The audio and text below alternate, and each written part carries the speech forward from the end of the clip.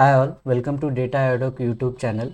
और आज के दिन के लिए मैं जो रिसेंटली लर्न कर रहा हूँ, जो अपस्किल कर रहा हूँ एक टूल, वो आपसे शेयर करूँगा कि मैं क्या ओवरऑल एक्सपीरियंस आया है मेरे को। और अगर हम देखेंगे कि ये है एक्चुअली डेटा ब्रिक्स। एक्चुअली ये रिसेंटली लिंक्डइन पे मैंने ये कोर्स देखा। और ये लिंक्डइन लर्निंग है, लेकिन लिंक्डइन पे मैंने ओवरऑल ये देखा कि there are many people from different background trying to learn more about Databricks. And I think Databricks and Snowflakes में ये दोनों कट्टर के टूल्स है। सो दे आई थॉट कि I will learn this Databricks for like long term upskill improvement. तो देखते हैं, ये है दीपक गोयल की तरफ से complete guide to Databricks for data engineering. As of now almost all complete हो चुका है। एक यहाँ पे कैपस्टोन प्रोजेक्ट भी है जो मुझको चेक करना है ओवर द वीकेंड। तो देखते हैं कि मतलब कैसा होता है और कंप्लीट कर पाता हूँ या नहीं ओवरऑल। और what I find more difficult is to get free trial of this Databricks. Actually ये Databricks वर्जन है माइक्रोसॉफ्ट अजूरे की तरफ से।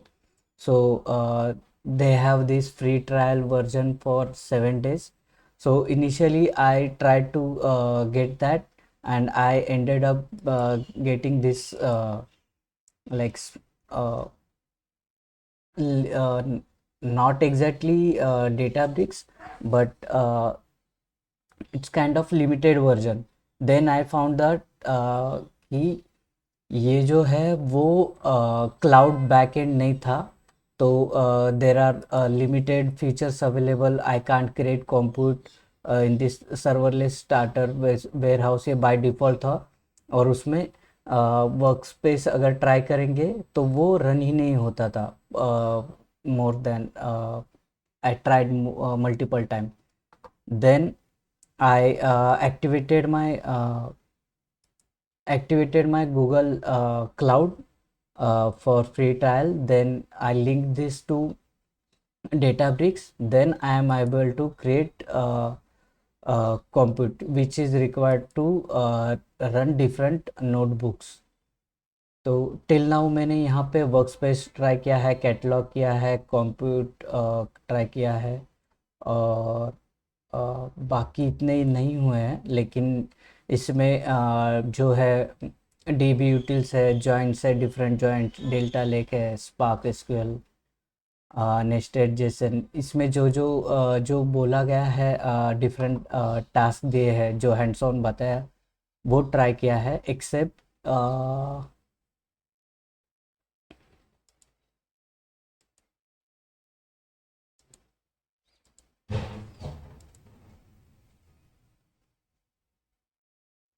क्लस्टर, ये जो ट्राई किया है जिसमें एक्चुअली क्योंकि मुझको एजूरे का बैग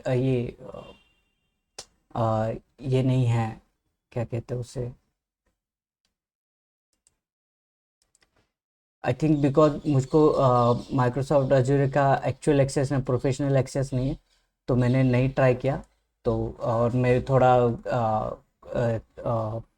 कॉन्शियस भी था कि अ, ये यहाँ पे सिंस इज पेड वर्जन और लाइक इट रिक्वायर्स टू पे, तो मैंने ज़्यादा R&D नहीं किया एक्चुअली।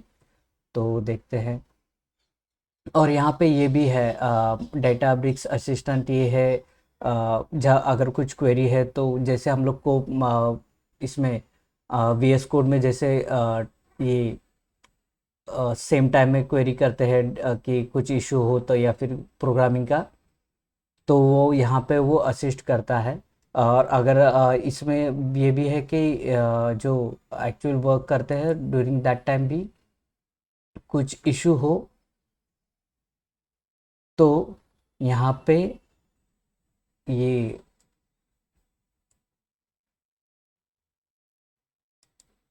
असिस्टेंट अवेलेबल होता है। तो यहाँ पे अगर कुछ कोड रन करते हुए कोड गलत हो तो वो रन नहीं होता, लेकिन सेम टाइम पे डेटाब्रिक्स असिस्टेंट रिफाइंड या फिर करेक्टेड कोड सजेस्ट करता है।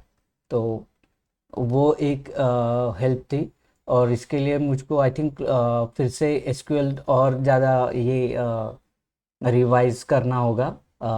From last 1 year I am working mainly on R and R Shiny, तो पाइथन एंड एसक्यूएल रिवाइज करना होगा।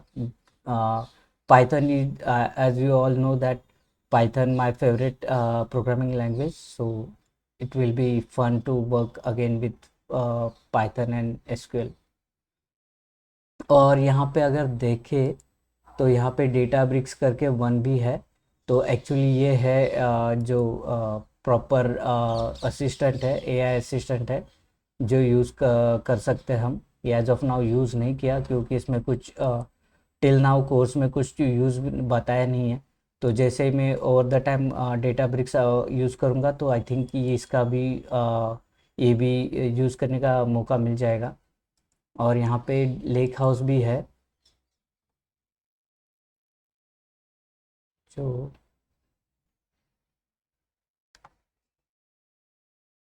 पता नहीं एक्चुअली टिल नाउ यूज़ नहीं किया है, तो नॉट श्योर।